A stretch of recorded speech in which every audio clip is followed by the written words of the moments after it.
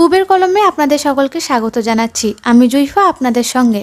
সম্প্রতি বিশ্বজুড়ে বিশ্ব হিজাব দিবস পালিত হয়েছে। রাষ্ট্রসংঘ এই দিনটিকে স্বীকৃতি দিয়েছে।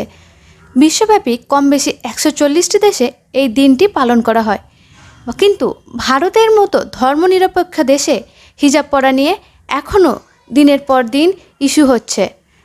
এমনকি ভারতের কর্ণাটকে হিজাব পরা নিয়ে ছাত্রীদের কলেজে ঢুকতে দেওয়া হচ্ছে না। সেই নিয়ে কি বলছেন বিশিষ্ট থেকে আমজনতা, আসুন জেনে নিই। আজকে আমাদের সঙ্গে উপস্থিত আছে উজমা আলম ম্যাম। আমরা ওনার কাছেই জেনে নেব কি বলছেন উনি এই বিষয়ে। প্রথমত ম্যাম, আপনাকে স্বাগত জানাচ্ছি আমাদের চ্যানেল পূবের কলমে। অনেক ধন্যবাদ, থ্যাংক ইউ ভেরি মাচ। জি, আজকে প্রথম প্রশ্ন হলো, আমরা অনেকে বলেন হিজাব মুসলিমদের জন্য মর্যাদা সম্ভ্রমের প্রতীক, কিন্তু ভারতের কর্ণাটকে হিজাব পরা নিয়ে স্কুল কলেজ ছাত্রীদেরকে কোর্টের দ্বারস্থ হতে হচ্ছে। এইটা নিয়ে আপনি কি বলবেন?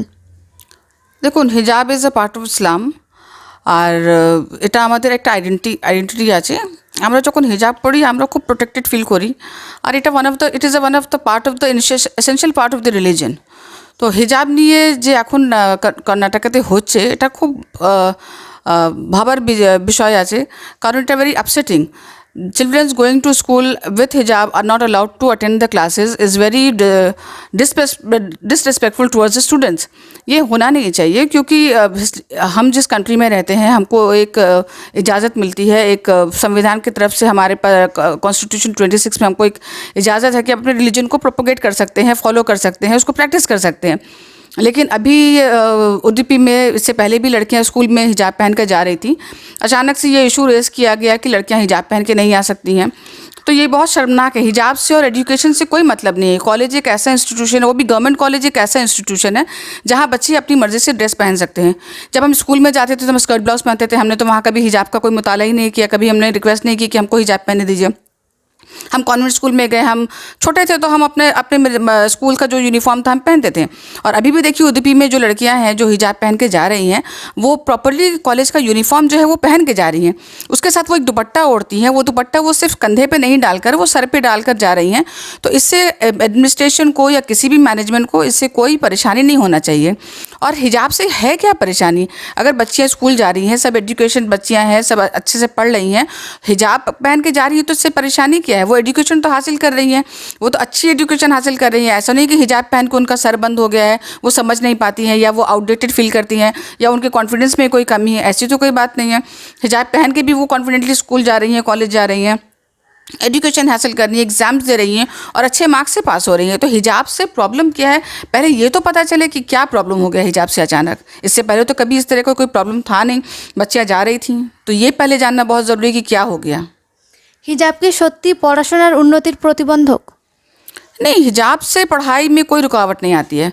हम हिजाब पहन के पढ़ते हैं, हम भी देखिए हिजाब में बैठे हैं। आप एक जर्नलिस्ट हैं, आप एक हिजाब में बैठ के हमसे इंटरव्यू ले रही हैं, तो क्या इससे क्या आप पढ़ी लिखी नहीं हैं? आप एक जर्नलिस्ट हैं, मैं एक सोशल एक्टिविस्ट कोलकाता में काम करती हूँ, वेस्ट बंगाल में हूँ, तो क्या मैं पढ़ी लिखी नहीं हूँ? मैंने भी बीकॉम ग्रेजुएट किया हुआ है, मैं इंग्लिश मीडियम स्कूल से मैं पढ़ी लिखी हूँ। तो हिजाब से और एजुकेशन से कोई मतलब नहीं है।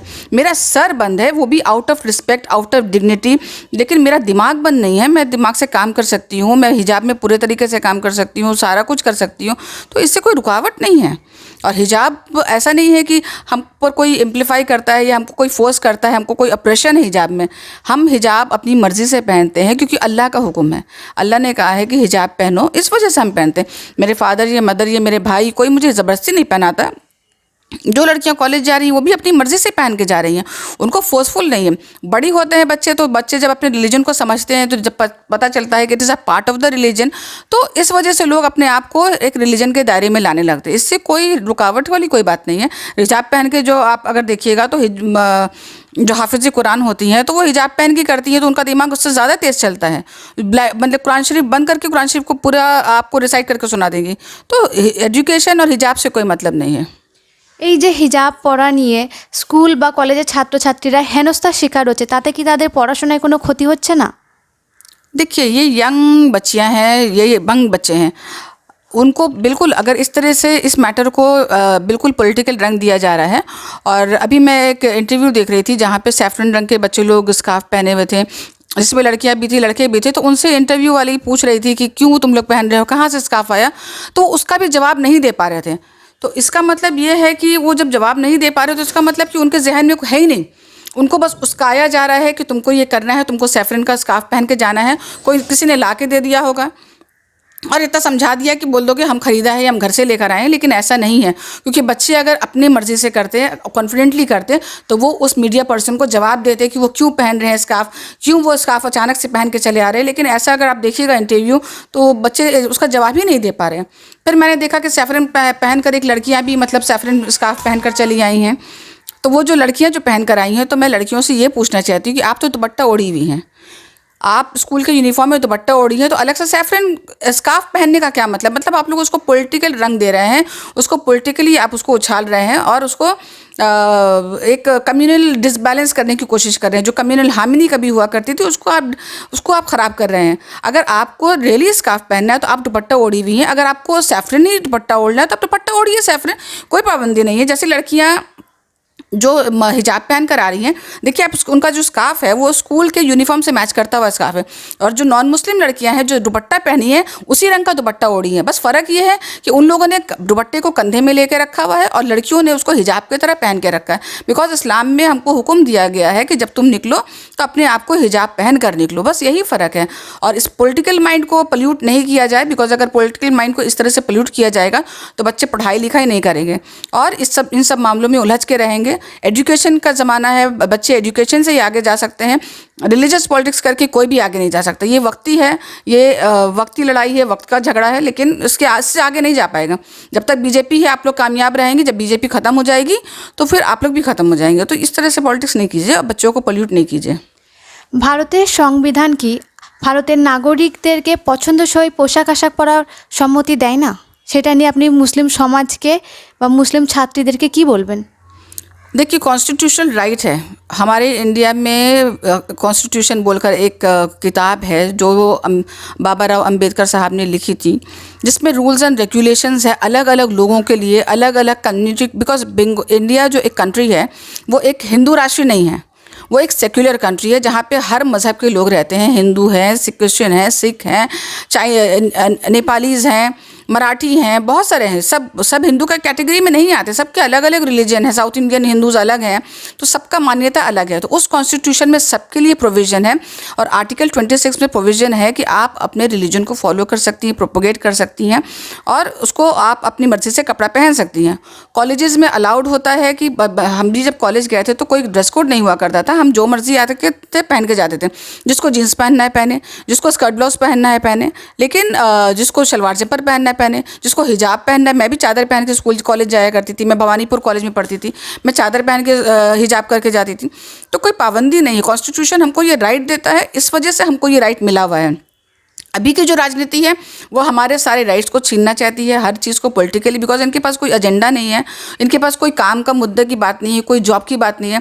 बच्चे पढ़ लिख जाएंगे तो बच्चे को जॉब कहाँ से मिलेगा?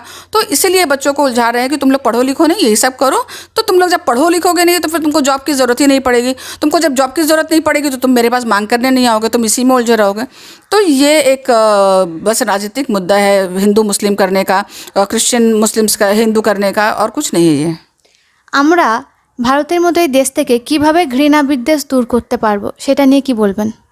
देखिए ये एक बहुत ही सोचने वाली बात है और हम लोग जिस मोड़ पर जा रहे हैं बहुत संजीदगी वाली बात है कि बच्चों के माइंड को पल्यूट किया जा रहा है। जो बच्चे अभी जिनको पढ़ना लिखना चाहिए था, जिनको फ्यूचर में आगे बढ़ना चाहिए, बिकॉज आप पढ़ लिख जाइएगा तो हर चीज़ समझिएगा, आप अपना धर्म भी समझने लगिएगा कि आपका रिलीजन आपको क्या कहता है। आप अपने रिलीजन को फॉलो कीजिए। आप किसी के बात को बहकावे में आकर बच्चों को बच्चे जब पढ़े लिखेंगे नहीं तो जाहिर सी बात है वो अपने रिलीजन को भी नहीं पढ़ पाएंगे।